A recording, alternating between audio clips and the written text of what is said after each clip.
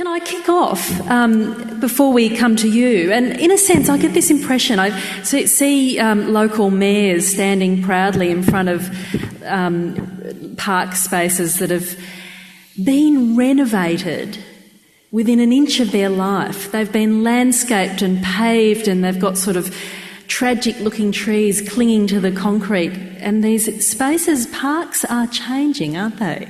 So I'm interested in your comments. Does that sort of overly landscaped, overly designed, very safe space differ in the experience that might have been the sort of more messier parks of the past? Steve?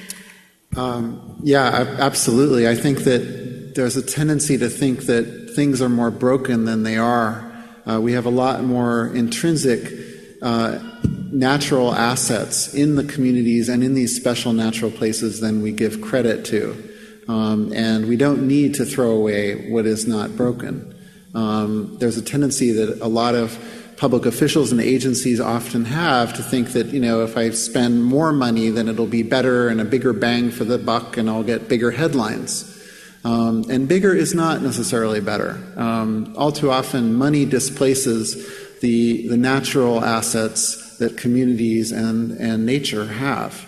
And I think it's a fascinating question that it really just doesn't follow that more is automatically better. Marty, what do you reflect on there? Yeah, look, some of our international guests came up with me at the weekend to our holiday house. We have 17 acres of hill country. And just this conversation made me think, when our children were little, we were making mud bricks and building this house. And our kids would be left for hours to entertain themselves. And they'd come back really excited. Oh, we built a house, and this is the kitchen, and they'd have gathered rocks and laid them out on the ground and created a whole story around the place. And, when we fix parks with concrete and set borders, we remove the options for that to happen. We remove the possibilities of real creativity. And I think that's a tragedy in children's lives. And it's a tragedy in adults' lives too. One of the things about building a mud brick house is that we get to play mud pies too. And, we all need to do that. And as adults, to have things that are unfinished is actually a positive thing. Everyone thinks, you need to get it all finished. Well, we'll never be finished, that house, but that's okay. It's fun.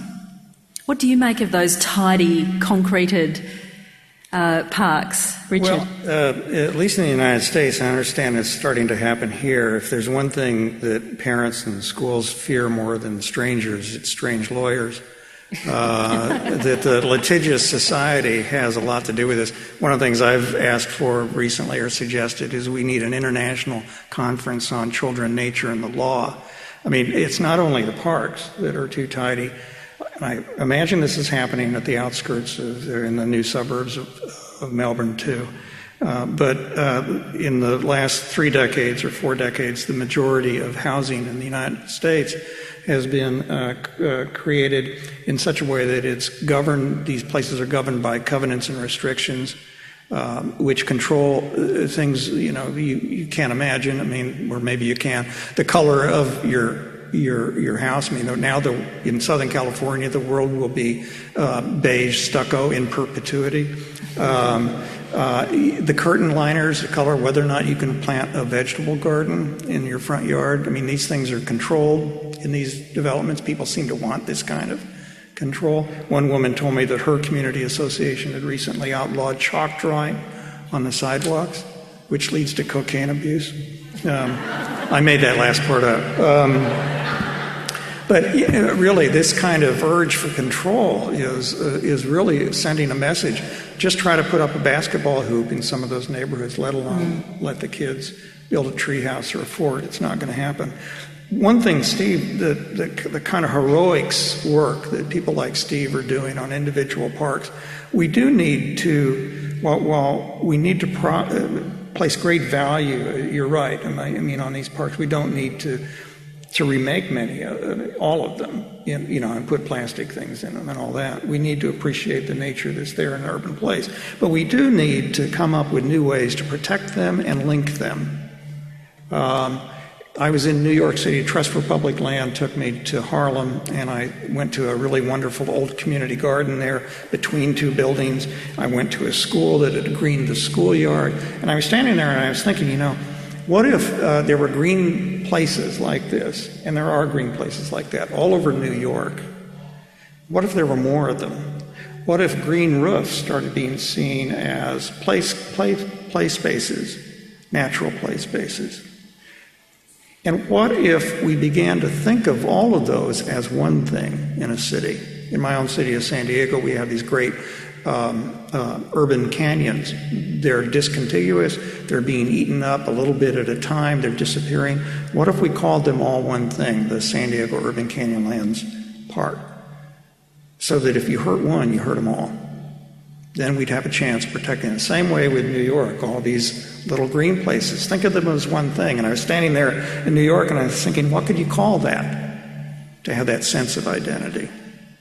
Well, New York will never have another Central Park, but maybe it could have Decentral Park. And maybe every urban place could have its own decentral park. Let's come to you for questions, as I'm sure you have. And we really would love you to focus on them being questions with the question mark at the end, rather than long statements, because we want to try and get around to as many of you in the last 20 minutes that we have. If you feel like identifying yourself, feel welcome, but thank you. Thank you. My name's David Rayson. I'm interested in urban issues, and I was wondering if there had been any work done on the relative importance of public open space by comparison to private open space. Thank you. And would you like to direct that to anyone, or who would like to? It was basically to who wants to take everyone. It up? I'll take a stab at it. Excuse me. Whoops. Whoops. Let's have another go. Okay. Yeah. Okay. Maybe I shouldn't. One of the things we often hear people talking about public-private partnerships, and is there some way that people taking direct initiative is getting in the way or something like that? And actually, I think that what we're really doing, if we're doing it right, is public-public partnerships. We're making public ways for the public to more directly engage in a lasting way in public space and public life. And that I carry that over into things that are quasi-public areas. There are community gardens now that are privately owned in Washington, where people have converted alley-bound vacant lots into privately owned spaces, but they act as public commons. So I think that it's a much more blurred area, and I think it's good for it to be blurred. I think there are ways that public and private space can weave together. In Washington, we have 24 different public agencies that own green space. And they weren't even working together, let alone working with some of the private green space owners, until we actually worked together with the White House in the closing days of the Clinton administration to convene all of them in one room. That was seen as radical, to have them actually talking together. So I think the way is wide open for us to look at an interwoven system of public and semi-public spaces.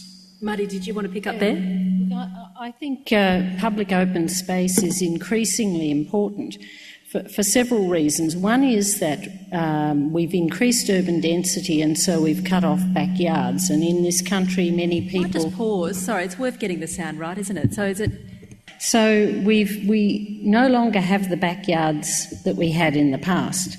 But we also have a different attitude to the backyard and to our own private space.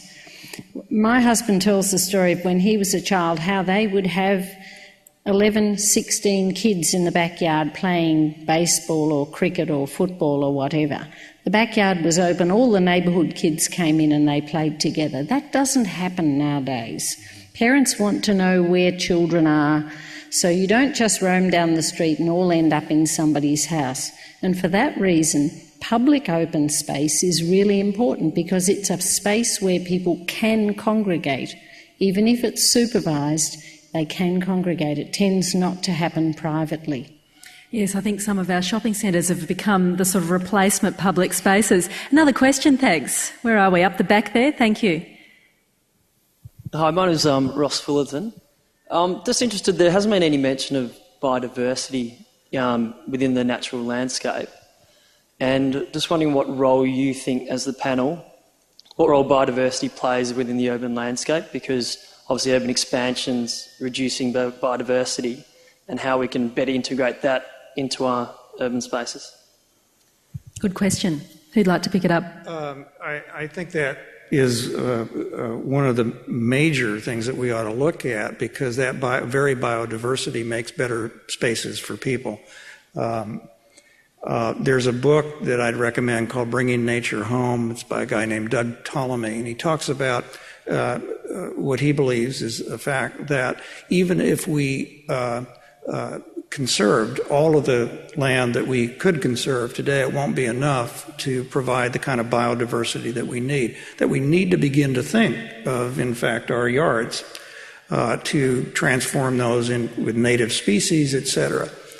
That to me is an exciting idea. Again, if natural history museums could start handing out packets of seeds to children, that if you plant these plants, these specific plants in your backyard, it may well help bring back a butterfly migration route, to begin to really permeate the culture with that idea, so it's not only up to the Sierra Clubs and the other big organizations.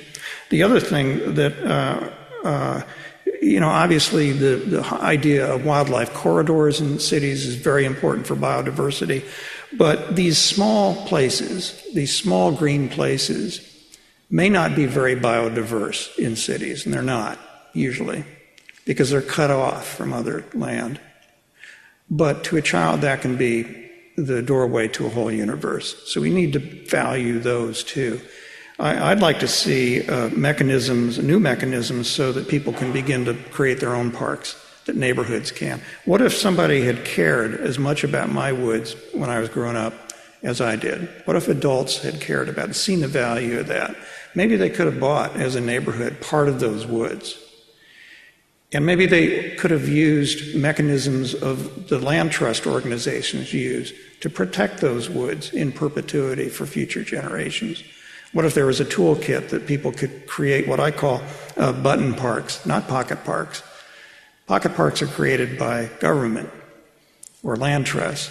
Button parks you can sew on yourself. I mean, I think we really need to begin to think in those ways. Any further comments, Marty?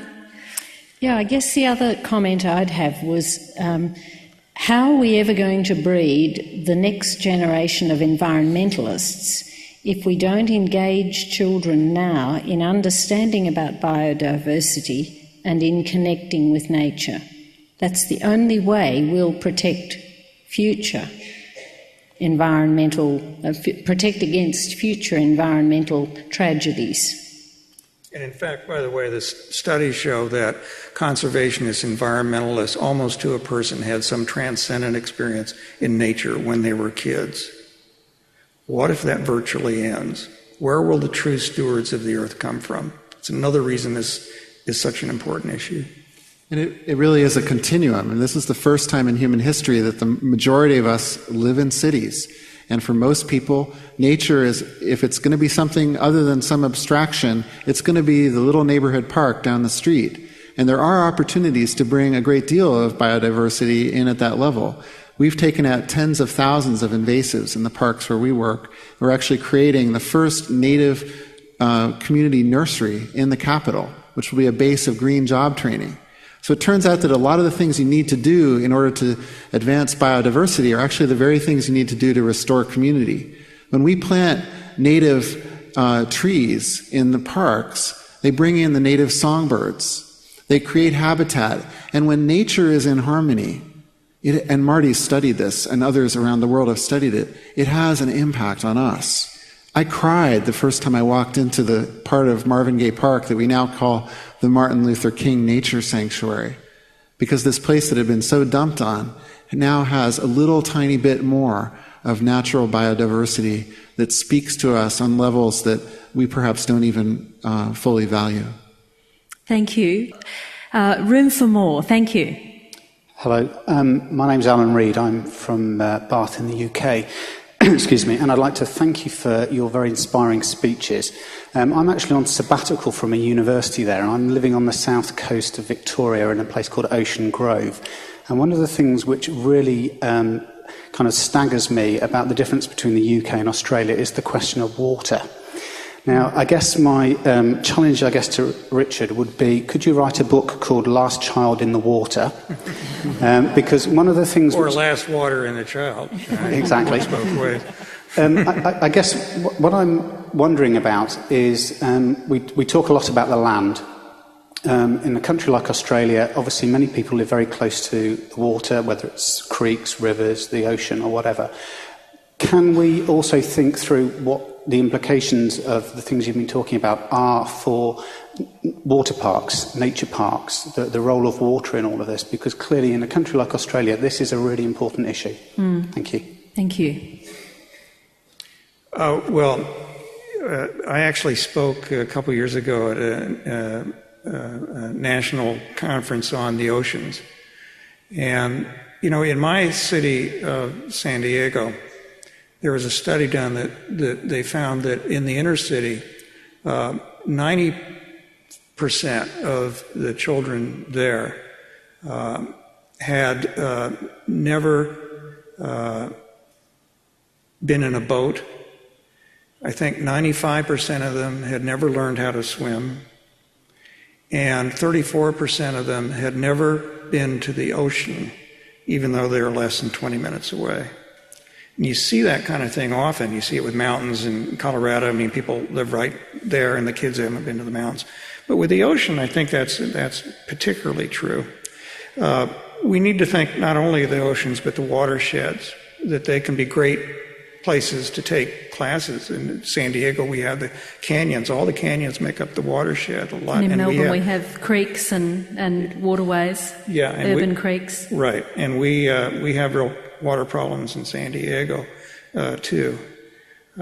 So every one of these environments, we need to do what we can to connect kids to those environments, because unless they touch those places will not enter their hearts. I'm going to do a quick whip around, actually, because we've only got a few more minutes left, and so we might pick up on the water theme again in the comments, but perhaps what we might do, with Jeff's approval, I might get a series of questions from you, and then we'll take it that way in the last 5 minutes. How does that sound? Good. Yep, okay, so up there, so we'll just grab a handful of them. Good evening. I've brought my 3-year-old here tonight, who's here. Hello, 3-year-old. Not because he wants to be here to listen to a conversation hour, but because he doesn't want to sit home. And we've been trying very hard to make sure that he has outdoor experiences in life and starts from an early age, but we don't want to expand on that. And I'm interested in hearing how parents can help kids in independent play and help get them outdoors more often. Okay, so how parents can help get kids out more often.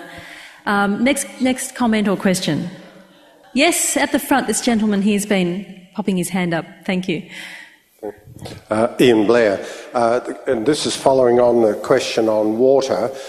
If the panel can comment in the canyons of actually city canyons, capturing stormwater to water those, and in the more larger parks of actually sewage mining to get water to keep trees. So is there any experience, because it's we need it in Melbourne? So in a sense, using parks as a place to harvest water, or... Well, to harvest water so that you can keep them. Yep.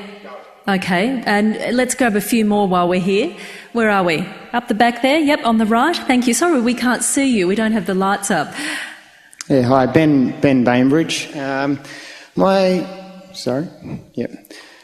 the theme around connection to nature and the importance of connection of nature. I work with local government, and I guess we've got an agenda around that, provide as a recreation open space manager, but we're often coming up against competing uses as well, such as for commercial uses or for housing. I guess I see us needing to strengthen our voice around the importance of nature, and this is a fantastic forum as one. But I also see that engaging the community and using community to strengthen our voice is another way. I'd like to know what the panel thinks of ways that we can actually strengthen that voice. Fantastic, thank you. Let's grab another one at the front here. Thank you. Hi, I'm interested in finding about what you believe about fitness in parks. We've heard quite a bit about recreation in parks.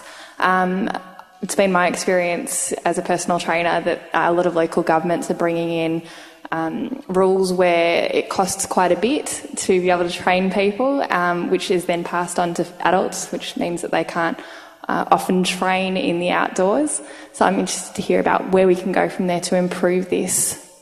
Interesting, good. And any others while we're here? The lot. So let's grab a few. Can we grab a few more? I mean, it'll be a grab bag, but it's interesting to hear people's comments as much as their questions, isn't it? So, should we be concerned about the labels that we put on teenagers and children? For instance, if children were playing in the park, they are not seen by the news media as children playing in the park. They're seen as unsupervised teenagers in gangs rampaging through parks and intimidating real people. And there are so many labels that I see applied to children and to teenagers that I can't remember ever being applied to teenagers and children when I was one. And yet the behaviour I do not think has significantly changed, only the labels that society applies.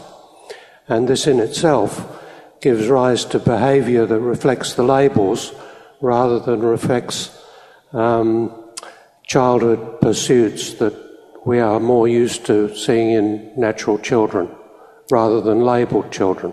very interesting point. And another comment there. Thank you, or question?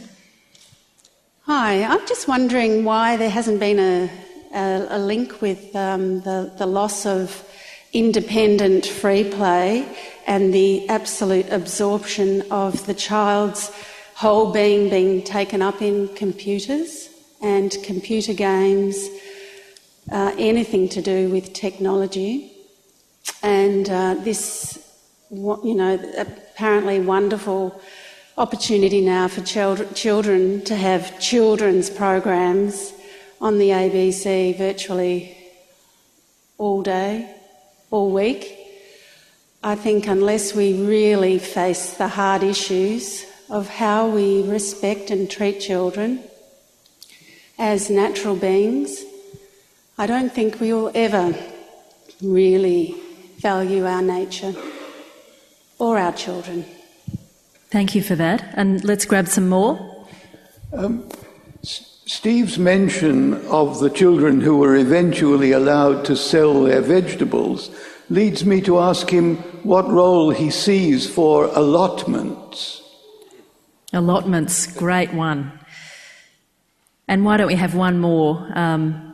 Thank you. Narelle Debenham. I run activities in nature for families and their young children 0 to 5 in Frankston and on the Mornington Peninsula. I have been doing that for 3 years now, and it's overwhelmingly popular, but I'm frequently asked to fill out risk assessments to take these children and their families into nature and connect them with nature, and it actually is a barrier, and you shouldn't have to fill out risk assessments to visit parks. And this is just for an hour, a picnic and a play in nature with a few poems, stories, activities and songs. And it's preventing us, the legalities have prevented us at times from gathering together in the safety of each other. Gives parents confidence to go together, as you said, Richard, but very difficult when you're asked to fill out copious quantities of forms for an hour's picnic in nature. Critical issue facing a lot of community groups, I think. Well, look, there's a grab bag. We've had a parent, the parent who really wants some practical ideas for how they can integrate their child into the natural world more effectively. We've had a play researcher wondering about where the next generation of environmentalists will come from. We've had a fellow wondering about how we might harvest the water from canyons to use that to full effect. An open space manager wondering how we can strengthen our voice, how people can strengthen their voice to protect and maintain their parks. We've had a fitness trainer wondering how we can better utilise parks as spaces to encourage fitness activities. Someone lamenting the rise of the risk assessment in all our lives, and another person wondering about labels and those kids that hang out in parks. Well, we can rebrand them, surely. So, and a number of other comments too. So, who wants to take on some of those, Marty? I'll take on three of those at once.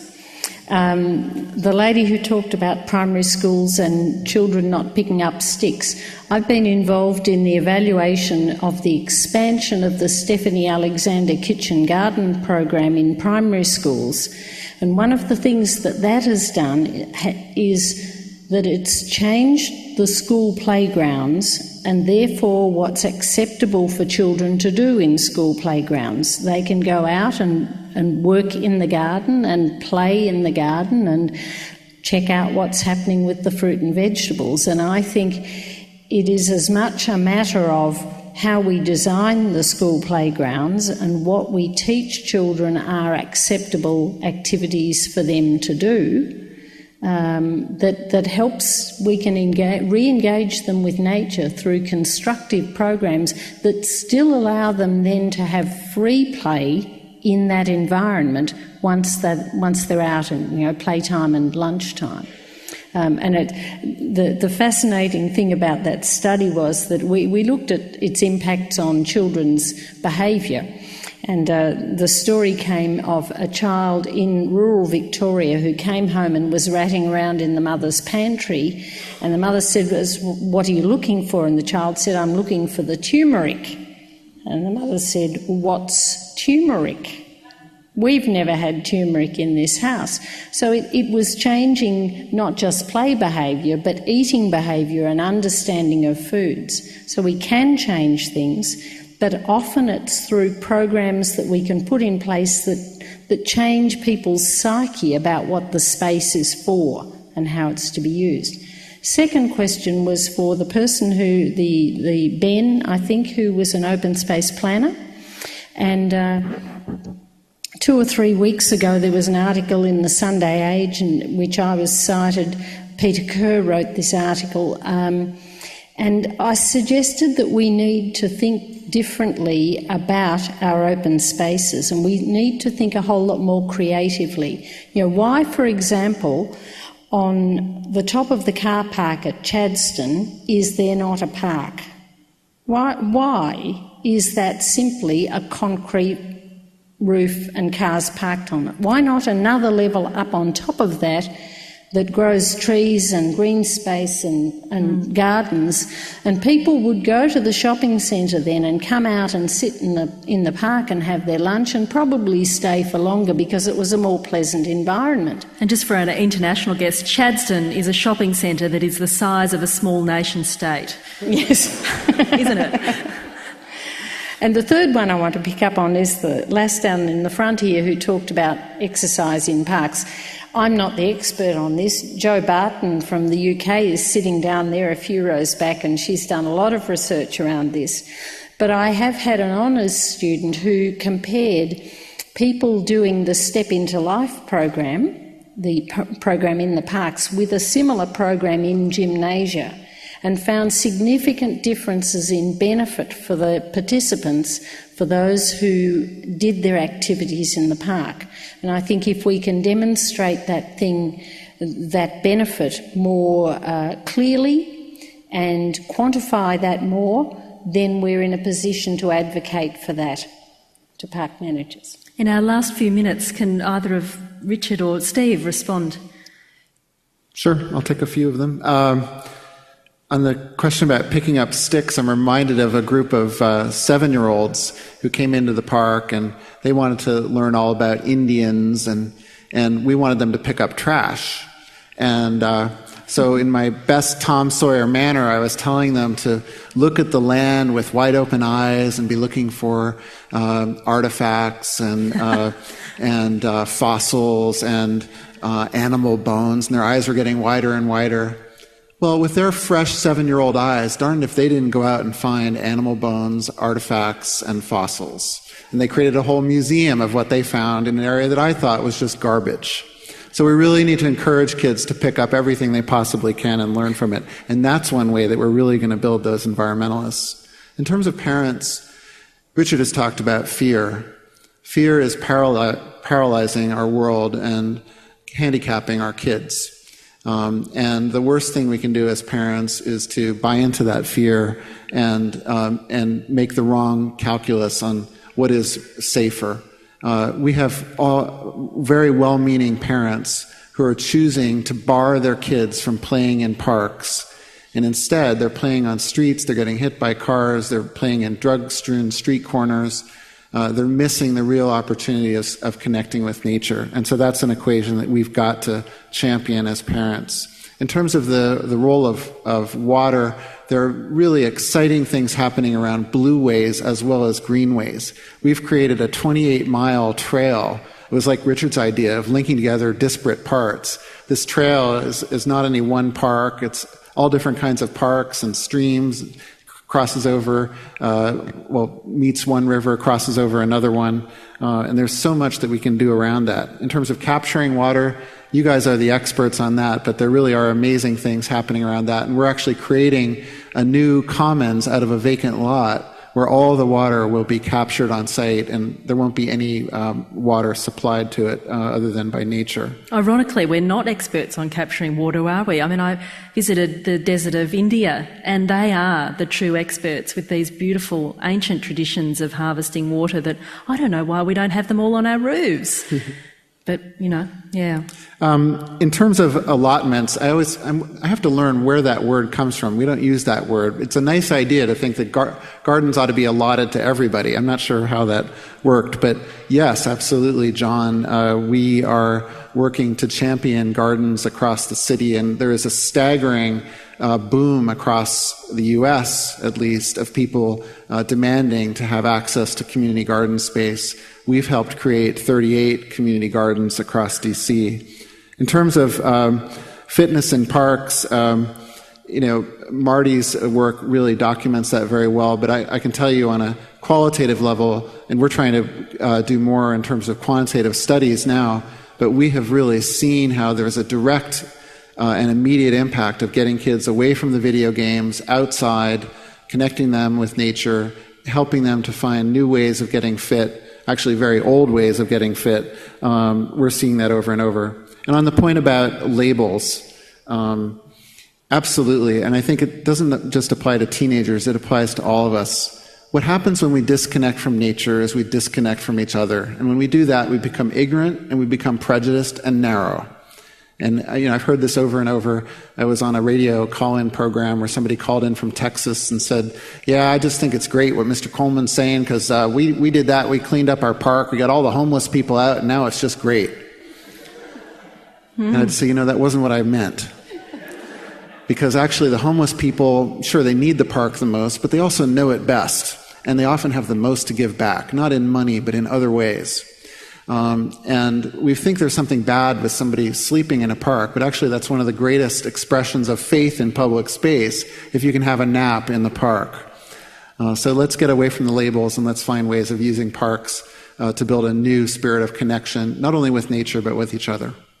Thank you, Steve. Richard Louv, last words go to you. I think there's a couple themes that run through all the comments and questions.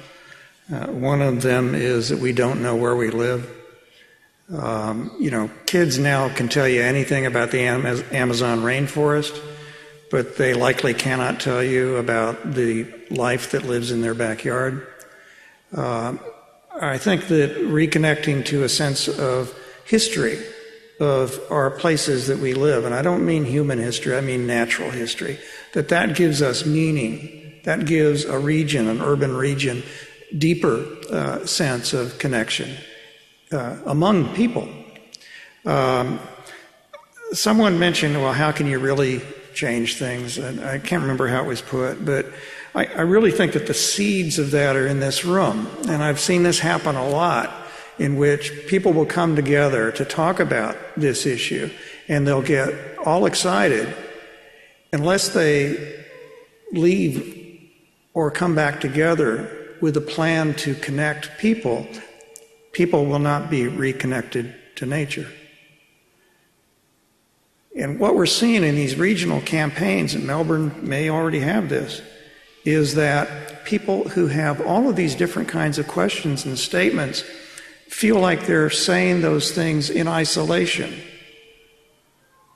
The minute they begin to connect with other people, to create a regional campaign of business people, of educators, of medical professionals, of environmental educators, of conservation groups, bringing people out of their silos where they usually talk to each other, and working together to reconnect kids to nature, amazing things can happen.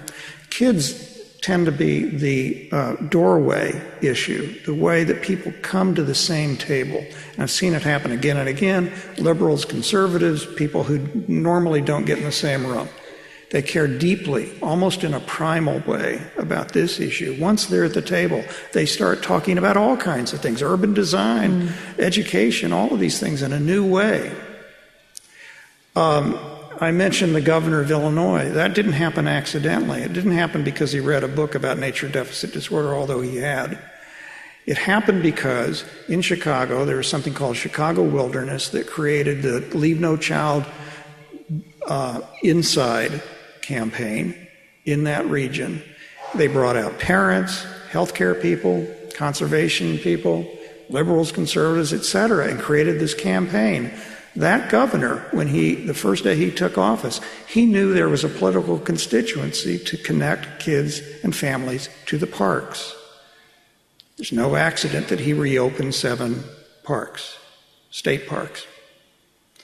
So that seems to me to be, the most important lesson. Nobody can do this alone. You have to connect with other people in order to reconnect to nature.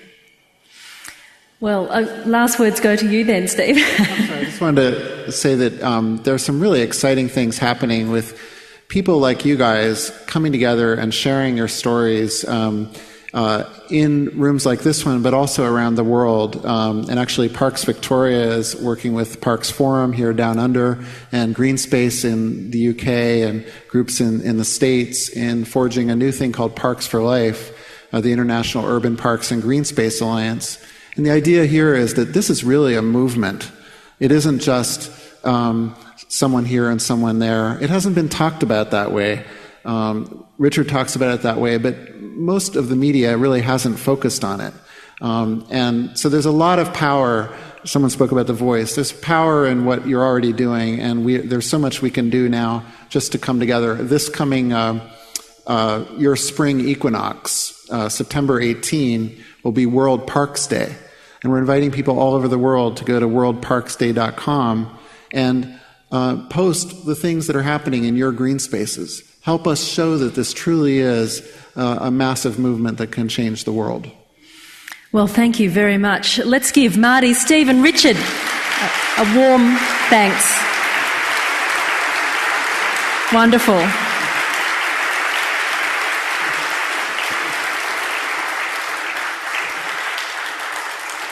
Incredible amount of inspiring fodder there, I think, for all of you to take away. And can I also thank the organisers and sponsors of this event, the City of Melbourne, of course, for Melbourne Conversations, Parks Victoria, Sport and Recreation Victoria, Playgrounds and Recreation Association of Victoria, Australian Camps Association, the Victorian Outdoor Education Association and the Outdoor Recreation Centre, and of course the team behind the International Congress, the inaugural Healthy Parks, Healthy People Congress happening here in Melbourne, hosted by Melbourne. And thank you to all of you. you have surveys that we'd love you to fill out, and there's an option to tick a box and join a mailing list, and that means you get a very discreet email every now and then letting you know what's coming up here as part of Melbourne Conversations. Also, this Saturday night, your chance to get together with friends and family and join the Great Aussie Camp Out. And there's a website, greataussiecampout.org.au. Brochures up the back for that. Get involved. It's a national event. You can register. Apparently there are prizes to win, and I think it's a lovely idea, even just to set up a tent in the back garden with your kids and be outdoors. That's the goal. So a new initiative, the first time it's been run nationally. Get involved. Thank you for all being here tonight, and thanks to the team that put the event on.